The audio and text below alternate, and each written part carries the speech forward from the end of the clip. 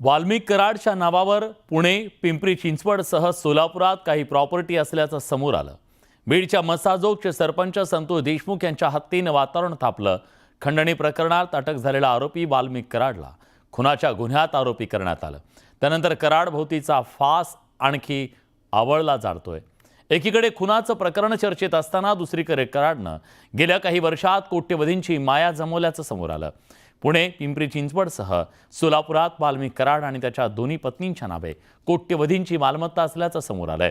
पिंपरी चिंचवडच्या काळेवाडीत 4 BHK आलिशान flat, त्याची अंदाजे किंमत 3.25 कोटी इतकी आहे, तर वाकडमधील 2 BHK फ्लॅटची किंमत अंदाजे 1 कोटी इतकी आहे। फर्ग्युसन कॉलेज समोरच्या बिल्डिंगमध्ये 2 ऑफिसचे गाळे आहेत, त्याची किंमत अंदाजे 12 कोटी इतकी आहे। सोलापुरात 35 एकर जमीन आहे। 2 वर्षापूर्वी कराडच्या पत्नीच्या नावे खरेदी केल्याची माहिती समोर येते।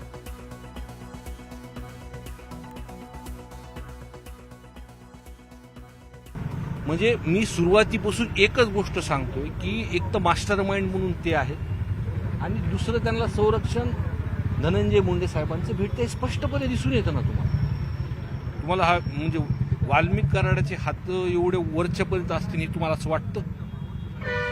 ज्या पद्धतीने ते सरेंडर होतात, ज्या पद्धतीने प्रशासनाला समोर जातात, सरेंडर झाल्यानंतर त्यांच्या अंगावर तर तसंच गामजा, तो हातात दोरे, तसेच त्यांना लॉकअपमध्ये ट्रीटमेंट भेटते। फक्त त्यांच्यापर्यंत तपास आला की थांबतो।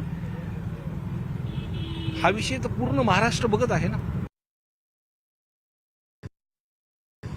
हे CDR मोबाईलचे सगळे तपासले त्या कालावधीमधले, ते CDR तपासले ना, सगळं काही लक्षात येतं। सगळं त्यावेळेस प्रशासनाला कोणी फोन केले होते, तुम्ही प्रॉपर्टी संदर्भातला सुद्धा जो काही विषय तुम्ही निघतोय त्याच्या ट्रान्झॅक्शनवर पण तो लक्षात येईल ना। आरोप करण्यापेक्षा जर तपास त्या दिशेने व्यवस्थित घेऊन गेले, तिथे दिशा व्यवस्थित ठेवली, CDR तपासले, ट्रान्झॅक्शन तपासले, तुम्हाला कोण त्याच्या मागे आहेत वरद हस्त लगेच लक्षात येईल। मसाजोग पवनचक्की खंडणी प्रकरणात चर्चेत आलेले वाल्मिक कराड यांचे आणखीन 2 फ्लॅट पुण्यात सापडून आलेले। याच अॅम्युनिटी पार्कमध्ये त्यांचे ते 2 फ्लॅट आहेत। साधारण ॲड्रिनो टॉवर मधले टॉवर क्रमांक फ्लोअर नंबर 17 आणि फ्लॅट नंबर 7 असे ते 2 फ्लॅट आहेत। त्यांची पत्नी, दुसरी पत्नी ज्योती कदम हिच्या नावे ते फ्लॅट आहेत। साधारण याची किंमत बघितली तर प्रत्येक फ्लॅटची किंमत 1.5-2 कोटीच्याच घरात आहे आणि या परिसरात ते 2 फ्लॅट आहेत। सिक्युरिटी कारणास्तव आपल्याला तिकडे आत जाता येत नाही, पण एकूण यांची जी प्रॉपर्टी आहे वाल्मिक कराडांची, रोज नवनवी खुलासे आहेत। म्हणजे पुण्यातल्याच त्यांच्या प्रॉपर्टीचा हिशोब केला ऑन रेकॉर्ड, म्हणजे बेहिशोबी तर हिशोबच नाही त्याचा। ऑन रेकॉर्ड प्रॉपर्टी साधारण 25 कोटीच्या घरात जाते। म्हणजे वाकडला 2 फ्लॅट आहे, पिंपरी चिंचवडला त्यांची पहिली पत्नी मंजिरी तिच्या नावावर 1 फ्लॅट आहे 4 BHKचं काळेवाडीत चिंचवडला।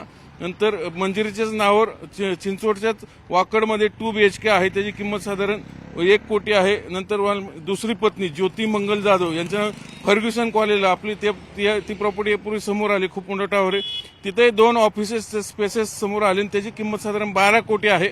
आणि पुन्हा ज्योती कदमच्याच नावावर इकडे आमनार पार्कमधले 2 फ्लॅट, जिथं आता आपण हे सगळं प्रेक्षकांना दाखवतोय। आणि पुन्हा ज्योती कदमच्याच नावावर खराडीमध्ये गेरा ग्रेव्हन्स सोसायटीमध्ये 1 फ्लॅट आहे, त्याची अंदाजे किंमत आहे 1.25-2 कोटी। असं एकूण जर 5-6 फ्लॅटची किंमत काढली, साधारण 25 कोटीच्या घरात वाल्मिक कराडची प्रॉपर्टी एकट्या पुणे शहरात आहे। इतर शहरांचा हिशोब वेगळाच।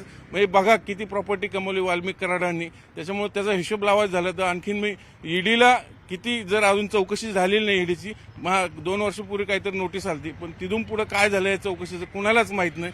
त्यामुळे आता अनिशा हे सगळं मकोका लागलाय। तर ह्या सगळ्या हे ऑन रेकॉर्ड प्रॉपर्टी आणि बेशुभ प्रॉपर्टी वाल्मिक कराडची चौकशी होणार का, हेच पाहायचंय। व्हिडिओ जर्नलिस्ट गणेश कदमसह चंद्रकांत फुंदे, न्यूज 18 लोकमत, पुणे, आमनार पार्क।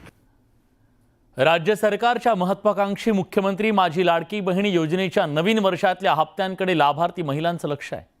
अशात राज्यभरातील 4000हून अधिक लाडक्या बहिणींनी या योजनेचे अर्ज माघारी घेतलेत। राज्य सरकारनं योजनेच्या फेरपडताळणीच्या हालचाली सुरू केल्या।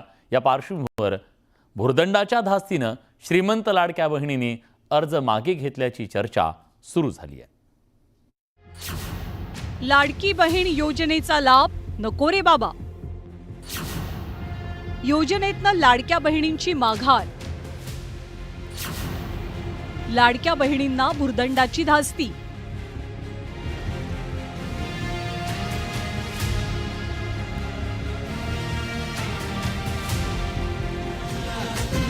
मुख्यमंत्री माझी लाडकी बहीण योजना। विधानसभेच्या निवडणुकीपूर्वी राज्य सरकारनं लाडकी बहीण योजना सुरू केली। या योजनेचे राज्यात 2 कोटींपेक्षा अधिक महिला लाभार्थी आहेत। आतापर्यंत डिसेंबर महिन्याचा हप्ता सुद्धा महिलांच्या खात्यात जमा झालाय। आता या योजनेच्या जानेवारी महिन्याच्या हप्त्याकडे बहिणींचं लक्ष लागलंय। अशातच या योजनेच्या लाभार्थी असलेल्या 4000 पेक्षा जास्त महिलांनी या योजनेचे अर्ज मागे घेतल्याची माहिती मिळते। या योजनेच्या निकषांचं उल्लंघन करणाऱ्यांबाबत राज्य सरकारनं फेरतपासणी करण्याच्या हालचाली सुरू केल्यानं सैफ अली खानच्या राहत्या घरात घुसून एकानं सैफवर जीवघेणा हल्ला केला। एका अज्ञात व्यक्ती सेलिब्रिटीच्या घरात घुसतो ही अतिशय गंभीर घटना आहे। त्यामुळे सेलिब्रिटींच्या सुरक्षेवर विविध सवाल उपस्थित झाले। काही दिवसांपूर्वी बांद्र्यातल्या गॅलेक्सी अपार्टमेंट या सलमानच्या घराबाहेर गोळीबार झाला। त्यानंतर सलमानच्या घराबाहेरच्या सिक्युरिटी अधिक कडक करण्यात आली। सलमानच्या घराबाहेर पोलिसांची सुरक्षा चौकी उभारली। गॅलेक्सी अपार्टमेंट परिसरात पोलिसांचा कडा पहारा तैनात आहे। सलमानच्या घराबाहेर अनेक चाहते गर्दी करत असतात, यावर बंदी घालण्यात आली। तर सलमानच्या घराच्या खिडक्या आणि बाल्कनीत बुलेट प्रूफ काचा बसवण्यात आल्या। तर बिल्डिंगच्या गेटवर सुद्धा सुरक्षा जाळी बसवण्यात आली। बॉलिवूडचा बादशाह किंग खानचं मुंबईतलं घर म्हणजे मन्नत। मन्नत साधा सुद्धा बंगला नाहीये, एक राजमहल आहे। शाहरुखची एक झलक पाहण्यासाठी चाहते कायम मन्नतच्या बाहेर गर्दी करत असतात। त्यामुळे सुरक्षेच्या कारणास्तव मन्नत बाहेर कडक सुरक्षा व्यवस्था तैनात करण्यात आली। मन्नतचं गेट आणि परिसरात सिक्युरिटी गार्ड तैनात असतात। त्याचबरोबर सुरक्षा भिंतींच्या वर आणखी एक सुरक्षा जाळी बसवण्यात आली। आता जाणून घेऊया सैफ अली खान राहतो त्या सद्गुरू शरण या इमारतीची सुरक्षा कशी आहे। इमारतीच्या गेटवर खासगी सुरक्षा रक्षक तैनात असतात। बिल्डिंग परिसरात कमी सीसीटीव्ही आहेत। सैफ अली खान बिल्डिंगच्या 11व्या आणि 12व्या मजल्यावर राहतो। त्याच्या घरात जाण्यासाठी 2 स्वतंत्र लिफ्ट आहेत, पण एकदा बिल्डिंगच्या कंपाऊंडमध्ये गेल्यावर जिन्यानं 11व्या मजल्यावर सहज जात आहेत। अभिनेता सैफ अली खानच्या पाठीत चोरानं चाकून वार केल्यानं खोलवर जखम झाली। पण या हल्ल्यानंतर सैफ आणि त्याच्या कुटुंबियांनी दाखवलेल्या प्रसंगावधानानं त्याचा जीव वाचल्याचं समोर आलं। नेमकं काय घडलंय जाणून घेऊया या रिपोर्टमधून। सैफ अली खानच्या घरात झालेल्या हल्ल्याचा थरार आणि त्यानंतर सुरू झालेला हल्लेखोराचा शोध, या सगळ्यात अभिनेता सैफ अली खानच्या प्रकृतीसंदर्भात महत्त्वाची अपडेट समोर आली आहे। चाकू हल्ल्यानंतर सैफ अली खानला वेळीच रुग्णालयात दाखल केल्यानं मोठा अनर्थ टळला। कारण सैफच्या मणक्यातील सेरेब्रोस्पायनल फ्लूइड जास्त प्रमाणात वाहून गेलं नाही।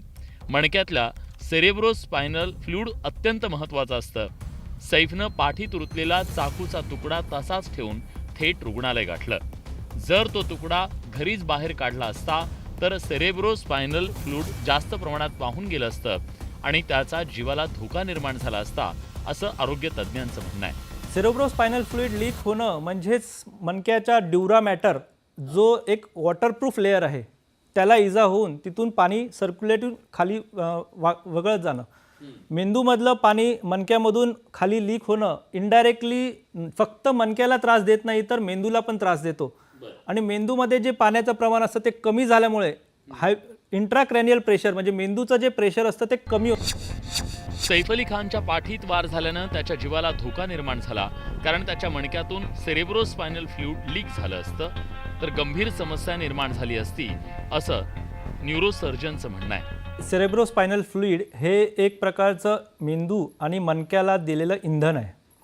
म्हणजेच हे कसं असतं की मेंदूमध्ये वेंट्रिकल्स नावाच्या पोकळी असते आणि त्या मेंदूच्या पोकळीमध्ये हे पाणी तयार होतं आणि हे पाणी मेंदूमधून 4 वेंट्रिकल्स म्हणजे लॅटरल वेंट्रिकल, थर्ड वेंट्रिकल आणि नंतर मग फोर्थ वेंट्रिकलमध्ये जाऊन मणक्यामध्ये येतं। म्हणजे मोठ्या मेंदूपासून छोट्या मेंदूमध्ये आणि छोट्या मेंदूमधून मणक्यामध्ये येतं आणि मणक्यामधून पूर्ण मणक्यामध्ये फिरून ते परत वरती जाऊन छोट्या मेंदूमध्ये आणि छोट्या मेंदूतून परत मोठ्या मेंदूमध्ये जाऊन ॲब्झॉर्ब होतं। ही प्रक्रिया प्रत्येकाच्या शरीरात होत असते आणि 150 ml पाणी रोज नवीन सर्क्युलेट होत असतं। टोटल व्हॉल्यूम अराउंड 450 ml बोललं जातं। आणि हे महत्त्वाचं याचं काम असतं की एक तर न्यूट्रिशन देणं आणि सर्क्युलेशन, म्हणजे जसं की मशीनच्या मध्ये इंधन महत्त्वाचं आहे की जिकडे घर्षण होऊ नये म्हणून आणि डॅमेज होऊ नये त्या प्रकारे हे मदत करतं। आता सैफ अली खानच्या पाठीला खोल जखम झाली आहे. जखमेत संसर्ग होण्याची शक्यता असते, त्यामुळे त्याची जखम बरी होईपर्यंत काळजी घ्यावी लागणार आहे. सध्या या धोक्याचं जे म्हणलं आपण CSFचं जर कारण साईडला ठेवलं, आता फक्त धोका हा आहे की इन्फेक्शन, कोणतीही जखम ही एक्सटर्नल वस्तूमुळे, म्हणजे चाकू हा एक अनस्टराईल, म्हणजे स्टराईल म्हणजे स्वच्छ आणि अनस्टराईल म्हणजे अस्वच्छ, तर अस्वच्छ गोष्टीमुळे झालेली जखम ही इन्फेक्शन देण्याची शक्यता जास्त असते.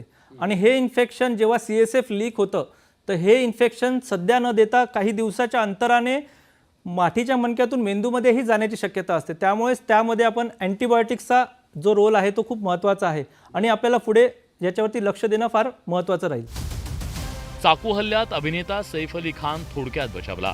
आता त्याच्यावर हल्ला करणारा संशयित आरोपी सापडल्याचं सांगितलं जात आहे. त्यामुळे हा हल्ला सैफवर होता की हल्लेखोराच्या निशाण्यावर दुसरं कोणी होतं, हे तपासातून समोर येणं गरजेचं आहे. Bureau report, news 18 Lokmat.